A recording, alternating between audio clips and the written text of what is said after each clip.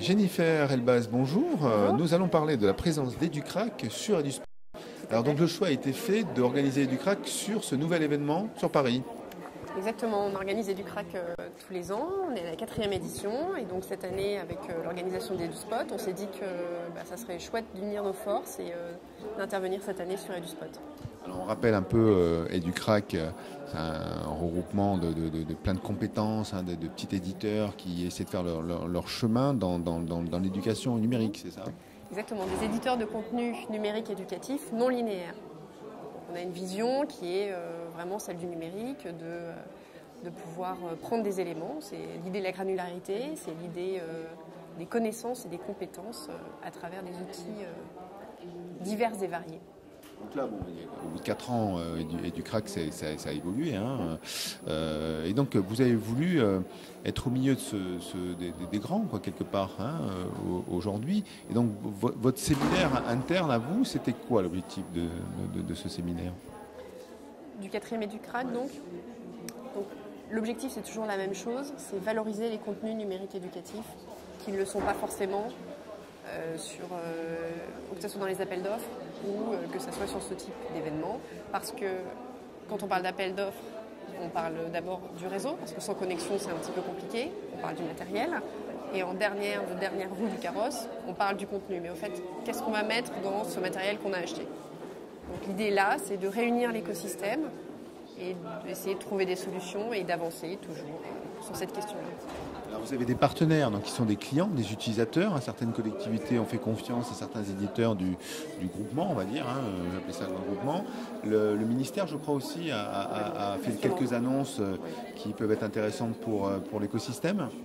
Exactement. En fait, on avance main dans la main avec le ministère depuis plus de 4 ans.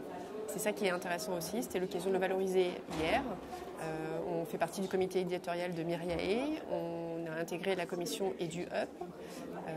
Et donc, on avance toujours avec le ministère. En fait, on n'est pas là pour être contre, on est là pour faire avec. Quoi d'autre à dire, oui. Et donc, les collectivités, en fait, on a Elancourt qui est venu témoigner de leur choix courageux qui est depuis 10 ans de miser sur l'éducation. Et aujourd'hui, au bout de 10 ans, on peut se dire que c'était plutôt une bonne idée, ça a plutôt bien fonctionné. Et effectivement, il y a des vraies avancées qui sont faites dans les salles de classe et donc du coup dans les familles aussi. Alors, je crois qu'on n'a pas quantifié le nombre d'éditeurs présents ou qui appartiennent à cette mouvance Educrac. On a une petite dizaine d'éditeurs qui sont venus sur EduCrac pour présenter ce qu'ils font. Et grosso modo, le CRAC, c'est une trentaine d'adhérents. En fait, ce qui est intéressant et ce qui est sympa, c'est que le CRAC a été créé il y a maintenant 5 ans. Et donc on est un petit peu les vieux du secteur. Et il y a une nouvelle vague qui est en train de se mettre en place. Et du coup, c'était l'ouverture d'EduCrac hier, c'était de réunir tout le monde. Donc on a fait venir LearnSpace, on a fait venir Ed21, le Numérilab qui avance aussi sur les questions, sur ce type de questions. Et donc l'idée c'est de se réunir et de se dire ok, comment est-ce qu'on fait pour avancer tous ensemble et aller dans le même sens. Alors, visiblement, vous rapprochez un peu de la recherche aussi alors.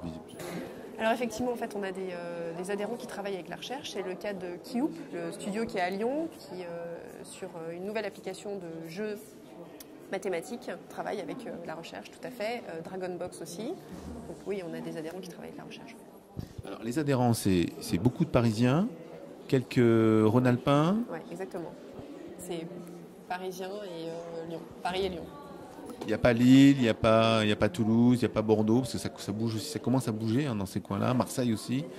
On les invite grandement à nous rejoindre. Rejoignez le mouvement.